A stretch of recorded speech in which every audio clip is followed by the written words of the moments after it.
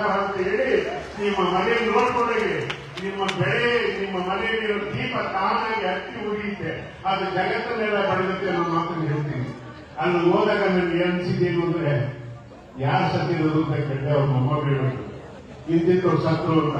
ಅವರ ಆರಂಭದ ದಿವಸಗಳಲ್ಲಿ ನಮ್ಮ ಬ್ಯಾಚುಲರ್ ಲೈಫ್ ನಾವು ಇನ್ನೂ ಮದುವೆ ಆಗದಲ್ಲಿರೋ ಸಂದರ್ಭದಲ್ಲಿ ಆ ಪುಣ್ಯಾತ್ಮನ ನೋಡಿದ್ದೆ.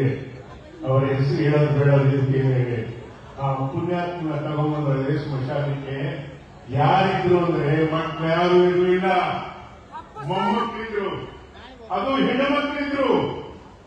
ಹೆಣ್ಣು ಮಕ್ಕಳಿದ್ರೆ ಅವರೆಲ್ಲ ಅವರ ಮಕ್ಕಳೆಲ್ಲ ಅಮೆರಿಕಾದಲ್ಲಿ ಇದರಲ್ಲಿ ಸೆಟ್ ಆಗಿದ್ರು. ಜರ್ಮನಿಯೊಳಗೆ ಇವರು ವಿಡಿಯೋ ಕಾಲ್ ಮಾಡಿ ಅವರ ಅಪ್ಪನ ಸಮಾಧಿ ಮಾಡೋದನ್ನ ತೋರಿಸ್ತಾ ಇದ್ರು. ನನಗೆ ಯಾಕೋ ಮನಸ್ಸಿಗೆ ತುಂಬಾ ಹಳೆ ಅನ್ನಿಸ್ತು. ಅದಕ್ಕೆ ಬಸವಣ್ಣ ಒಂದು ಒಳ್ಳೆ ಮಾತು ಹೇಳ್ತಾರೆ, ಚಿತ್ತವಿಲ್ಲ ಸಾರಿ ಹೇಳಿ ಕ್ಷಮಿಸಿ.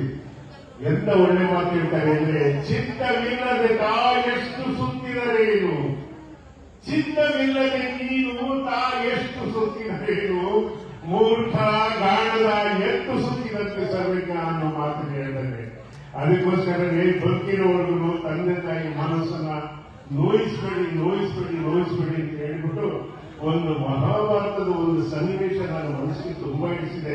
ಅದನ್ನ ಎಲ್ಲಾ ಕಡೆ ಹೇಳ್ತೀನಿ. ಏನು ಅಂತಂದ್ರೆ, ಕುರುಕ್ಷೇತ್ರದ ಯುದ್ಧಕ್ಕೆ 18 ದಿವಸ 18 ಪರ್ವಗಳಲ್ಲಿ ಏನಾಗುತ್ತೆ ಅಂದ್ರೆ 28 ದಿವಸ ಮಾತ್ರ ಉಳಿದಿರುತ್ತೆ. ಆ ಸಂದರ್ಭದಲ್ಲಿ ಏನಾಗುತ್ತೆ ಅಂತಂದ್ರೆ, ಗೊತ್ತಿದೆ ಕೃಷ್ಣನ ನೋಡಕ್ಕೆ ಹಸ್ತಿನಾವತಿಯಿಂದ ದ್ವಾರಕೆ ಬರ್ತಾರೆ. ದ್ವಾರಕೆಗೆ ಬಂದಂತ ಸಂದರ್ಭದಲ್ಲಿ ಏನಾಗುತ್ತೆ ಅಂದ್ರೆ, ದೂತಾವಾಸದವರು ಬಂದಿರ್ತಾರೆ.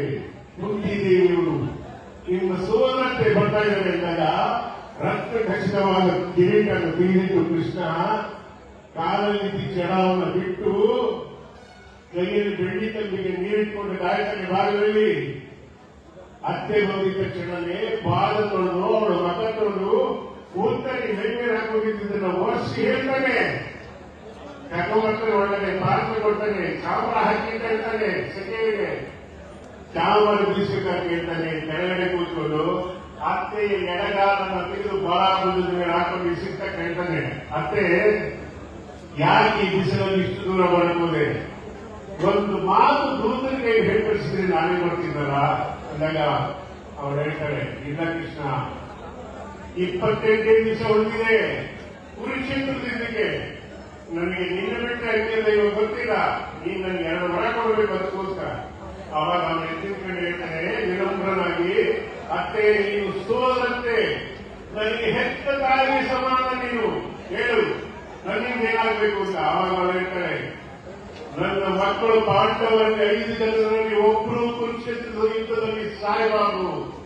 ಅವಾಗ ಹೇಳ್ತಾರೆ, ಗಂಭೀರ ವೀರನಾರಾಯಣ ಮಹಾತ್ಮದಲ್ಲಿ ಬರುತ್ತೆ, ಮಮ ಪ್ರಾಣ ಹಿ ಪಾಂಡವ, ಪಾಂಡವರನ್ನ ನನ್ನ ಪ್ರಾಣಕ್ಕಿಂತ ಹೆಚ್ಚಾಗಿ ಕಾಪಾಡ್ತೀನಿ. ಎರಡನೇ ಕೇಳಿ ಕೇಳು. ಅವಾಗ ಅವ್ರು ಕೇಳ್ತಾರೆ, ಕೈ ಮುಗಿದ್ರೆ